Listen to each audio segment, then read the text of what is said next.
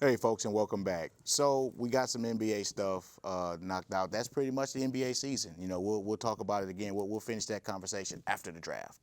Now, still back here with Mike Tula, and joining us on the panel now, y'all know him. He is the Texas heavyweight champion emeritus. He is the former Texas cruiserweight champion. He is the one and only, and he is the 2014 and 15 Houston Personal Trainer of the Year. The one and only, Mr. Ricky Jackson. It's like a longer introduction than Apollo Creed. Wow. Pretty Ricky, what they call him. So, you know, we won't get to see the champ that much, man. So I had to show the brother some love when he come by. Absolutely. You know what I mean? You know, Absolutely. so y'all know what we about to talk about when you see Ricky. We get ready to talk about some boxing. And of course tonight we got Adrian Broner is in action against Mr. Porter at the MGM. All right, so Tula, talk to me about this fight. It's an interesting fight. Obviously, you know, you got Broner, who is a very talented guy, but it seems like he, you know, hasn't really, you know, made that step that you wanted him to make. You know, he's self-proclaimed, you know, trying to model himself after Mayweather. Yeah. And, you know, he lost to, obviously I was at the fight in San Antonio when he lost to Marcos Maidana. Lost. And, you know, Stroke. when the more talented guy loses to someone who's, you know, pretty much a game, you know, fighter, it kind of, you know, raises some red flags. But Porter's a tough, you know, matchup. He's actually, Porter's favored, actually. I'd say he's favored into this fight. So, going to be a very interesting fight. It's going to be on NBC, and you know, definitely free. going to be watching. Yeah, Free fight tonight, man. Free television, not even cable.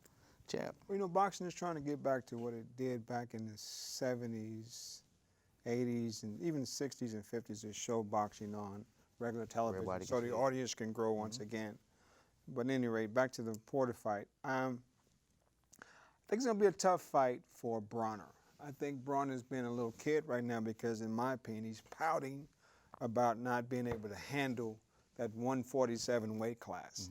He was already told once, stay away from the 147, you'll be champ, but if you go up to 147, what happened might happen again. And here we go with him fighting Porter at the 147-pound weight. Porter, who is an aggressive, hard-nosed fighter, former football player, high school standout, throws a lot of punches from a variety of angles.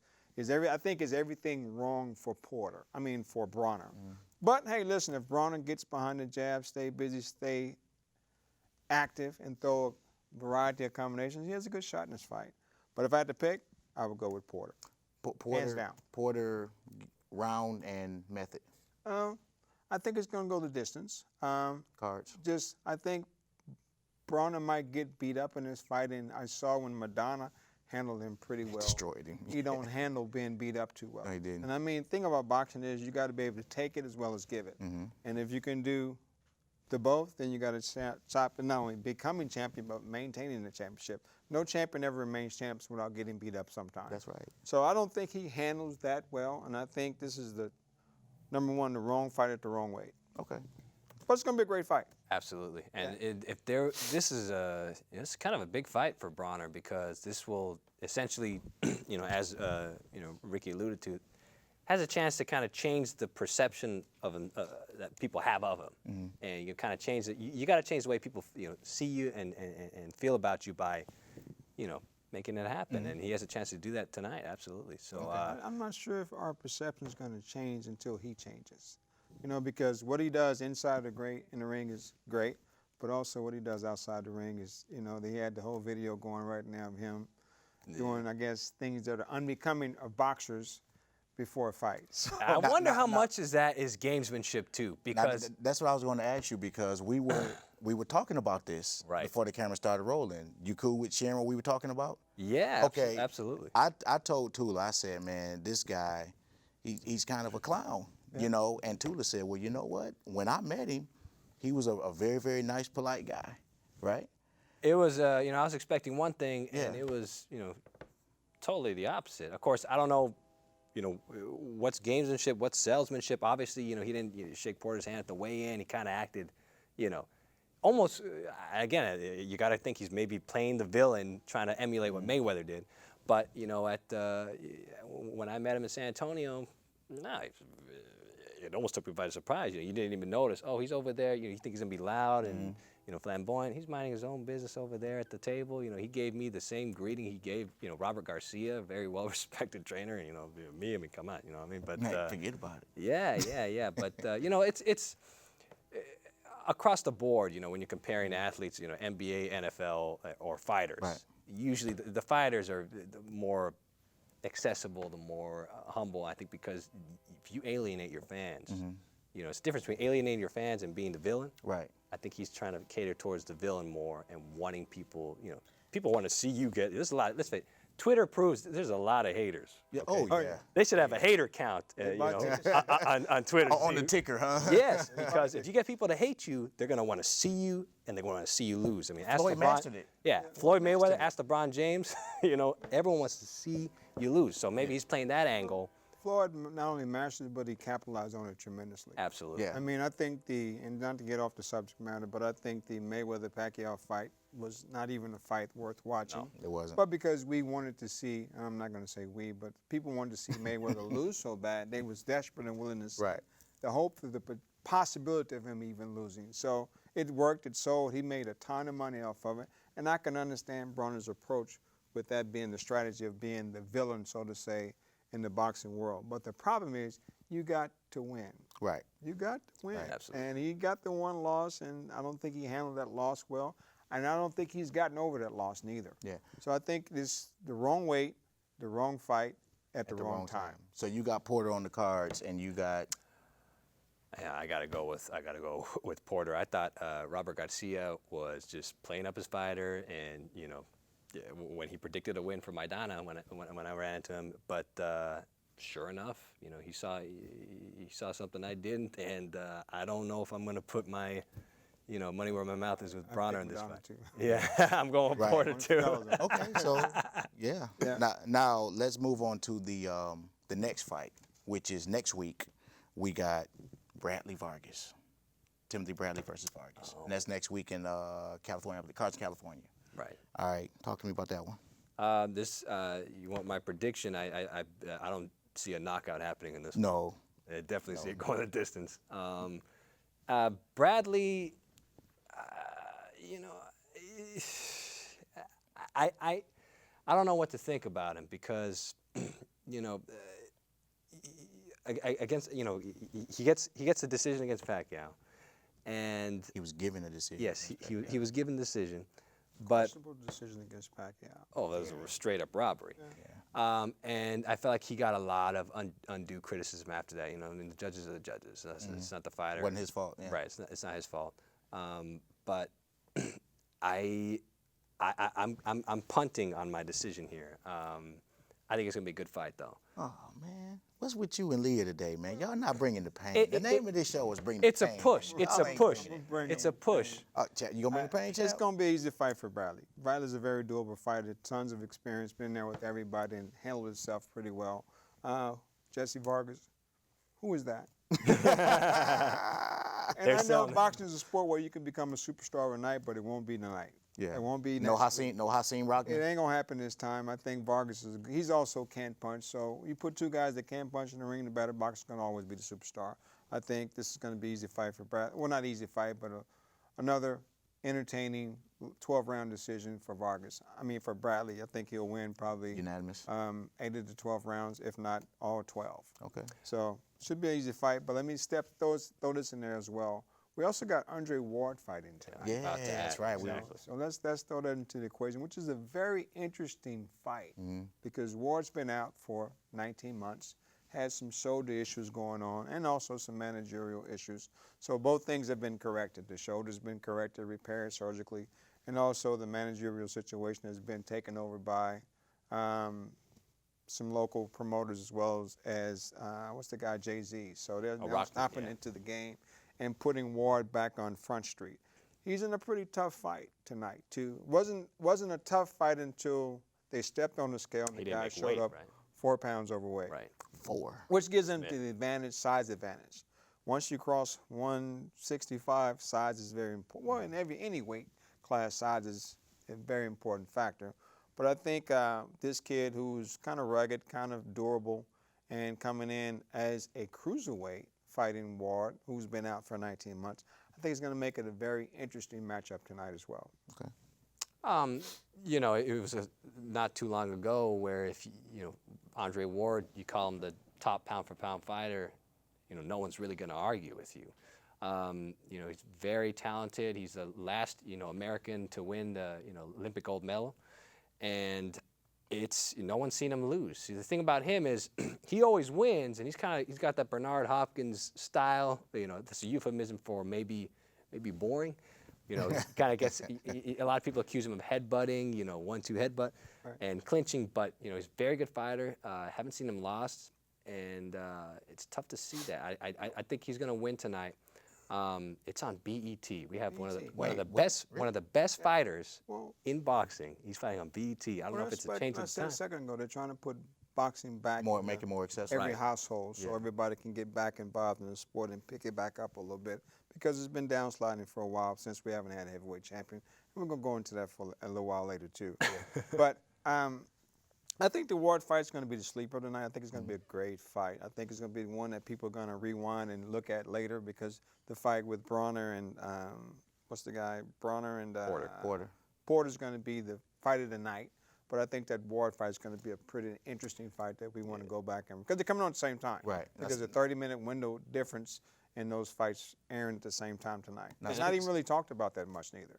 And it's weird, but I'm more interested in that because, you know, this guy Andre Ward, you know, he's got a lot of respect, and he's one of the best pound-for-pound boxers we have in the sport, and he's undefeated. Yeah. He was supposed to be the second best fighter in the world. Right. Until Triple G came along. Now, speaking yeah, exactly. It seems like he's been gone for a long time. In boxing, a lot he has has been happened. gone for a long time. Now, you mentioned about the heavyweight champion, and you know we got to talk about Mr. Deontay Wilder.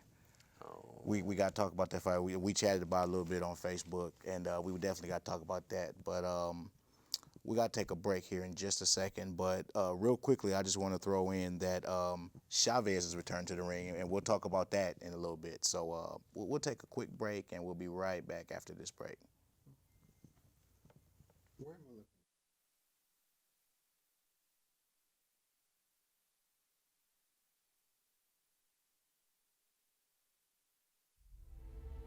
Pain is temporary.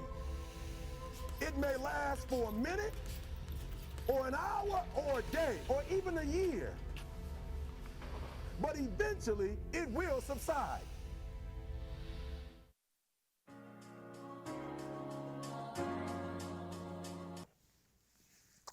Hey, folks, and welcome back. As you guys know, DNA Performance Sportswear is a proud sponsor of BTP Sports. As a matter of fact, they were our very first sponsor. And they are doing a giveaway on Facebook. So do us a favor and do them a favor and visit DNA Performance Sportswear LLC on Facebook. Again, that's DNA Performance Sportswear LLC on Facebook. That is the future of sports. Check them out. They're doing a big giveaway, some stuff you'll like. So we were talking about Deontay Wilder. And he destroyed, at least toward the end, Eric Molina, right? I saw him struggle early a little bit in that fight. And I think to his disadvantage was he was fighting at home, which is always a big distraction. Yeah. You know, the thing about it is, I say in any sport or entertainment industry, you become a star at home last, not first in most cases. Now, locally, sometimes you become a local star, but globally, you become a star at home last. So he did a fight at home. I think there was a lot of distraction. A fight that should have went, I thought, 3 rounds, ended up going 9. And he also got rocked by a guy that got knocked out in the first round of his pro debut, and also by a few other questionable fighters along his way. So it was supposed to be a easy fight, and it turned out to be a pretty interesting fight. And I was impressed with the guy, what's it called, Drummer Boy? Yeah, he was from South Texas. Yeah. So he showed a good display of himself, and he kind of exposed Wilder a little bit. Yeah. So that was a question mark coming out of that fight for Wilder, I believe, for his durability, for his chin, for his wherewithal in the fight game. So before I throw to Tula, is he ready? Wilder? Yeah, Not for yet. He's not ready for him yet? He's not ready for a Klitschko. Okay. He's not ready for him yet? Klitschko. I thought he was, but he's not. Yeah. We talked about that. That's why I asked you. What do you think, Tony? That fight was, you watching that fight, you're expecting, okay, I'm watching this, I'm getting ready for a knockout. You're watching it for Wilder. And then, it doesn't really happen. Third round, Molina, like Ricky said, rocks him. And you're kind of waiting. You're like, wow, he's in trouble. I was kind of wanting, as a viewer, to see Molina press him because I felt like he had him a little bit, and I was just like, whoa, is this going to happen? Like the end of a prospect, he's going to have to, this is his first loss, it's going to happen right now. And Molina kind of held back, and, he didn't really force the action, which I think another experienced fighter would have. Well, Molina was probably as shocked as you were. Right, that's another. He's cut. He's cut. He didn't know what to do. But, I feel like he had the size advantage with him too, and kind of moving back. How big of an issue is that, Ricky? If you're, fighting against a taller guy or a guy with a reach like Klitschko, and you're kind of moving back constantly versus side to side, are you kind of opening yourself up for, a heavy shot, overhand right, or Well, whenever a guy has a size advantage over you, anytime you're standing away from him, you're in danger. Side to side, moving back, whatever, because he has the reach advantage. In Klitschko's case, the size advantage too, because Wilder's only 229, 230. Klitschko's 240, 250. So he's a big guy with a Wilder big actually punch. has a longer reach, doesn't he? He has He's a long taller, reach, too, but 6'7". he's a longer, rangier guy, but he's frail. He's thin. Yeah, he is. And Especially in the legs. Yeah, I noticed that last fight. He's real thin all the ways. he's top heavy and small down low. Exactly. Which is good for boxers in some instances. But the bigger the trunk, the more you can absorb in boxing. That's been proven over the years. That's what made Ali so great. He had big, thick, strong calves, big, thick, strong legs, and a average size upper body. So it was very doable down low. I like to see Wilder stay fighting mediocre fighters for a little while longer and get a little bit more experience at that high level, because he's only been 12 rounds once and 9 rounds once, and the other fights are all 4 rounds. Got stopped before 4 rounds, so he doesn't have that durability, I think, just yet. So I don't think Klitschko would be a good matchup right now. Okay. Now, we want to go to the Triple G fight, the Triple G Monroe fight, which we previewed for you guys. I think it was the same day it happened. Right. And we haven't revisited boxing before that, or since that, I should say. Triple G. Monroe actually put up a bit of a fight early.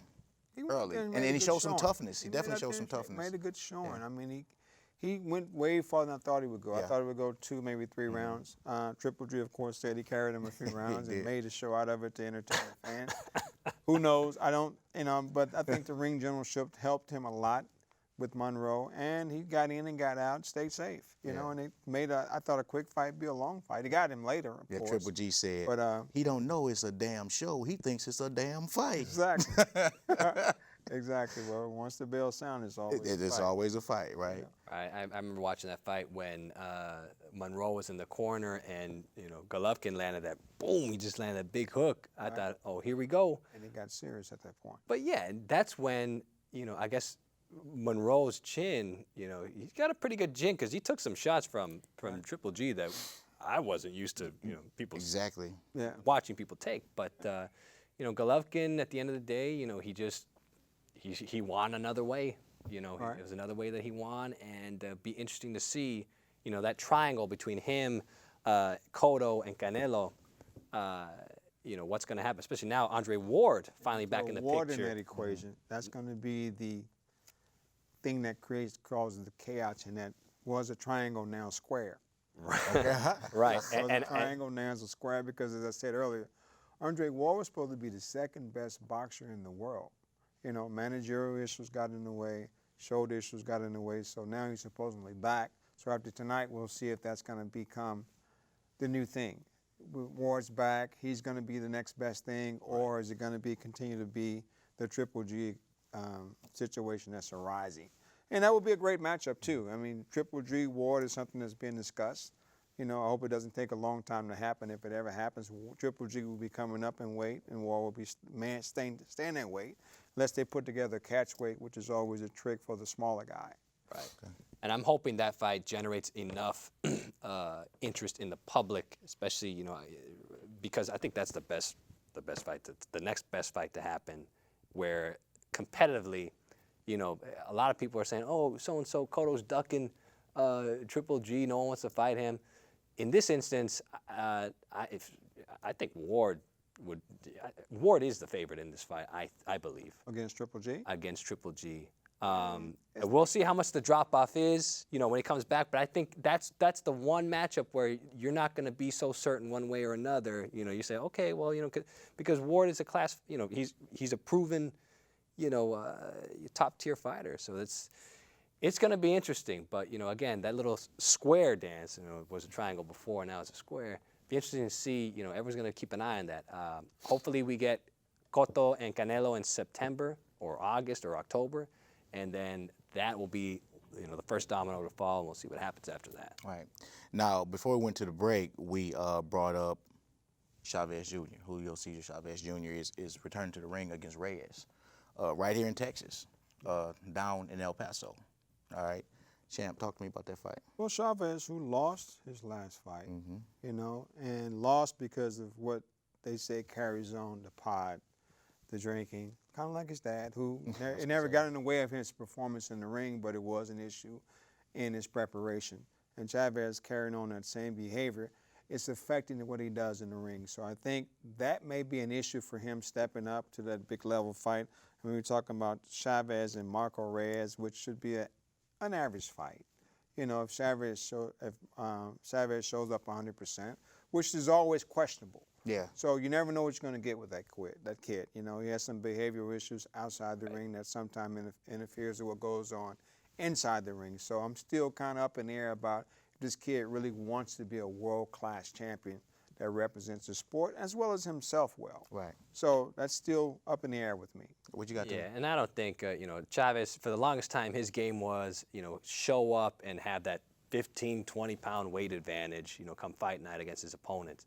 The last time he's somewhat impressed, you know, I was impressed with him, and it wasn't even, he was getting, you know, the brakes beat off him the whole fight, was against Sergio Martinez, where he almost pulled that Taylor Chavez with Martinez. Last round, yeah. And then Martinez just, Boxed us. wow, he came back and he was, I mean, that was a heck of a round. We talk about, you know, Martinez's, you know, retirement on another show. That would be a great segment to have, by the way.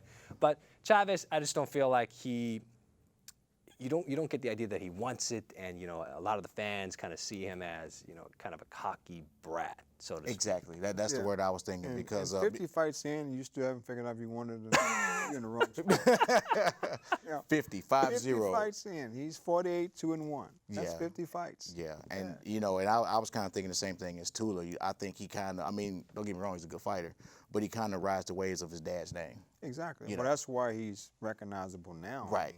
Right. Funny, you say his record. I'm surprised he only has that many losses. He hasn't been that impressive. Even Well, in he his has his career. dad named to protect him as well. There's been a lot of questionable decisions with this kid along Right. the way, especially early in his career when he was a little bit more supposedly committed to the game. But he's always had those issues outside the ring that affect what he does inside the ring. Right. And of course, his dad has been able to kind of smooth it over and make it work to his advantage. Okay. Well, I'll tell you what, folks, this has been a great discussion. NBA, basketball, boxing, we got it all in for you. So we definitely appreciate you guys joining us, and we'll catch you next time. See you later.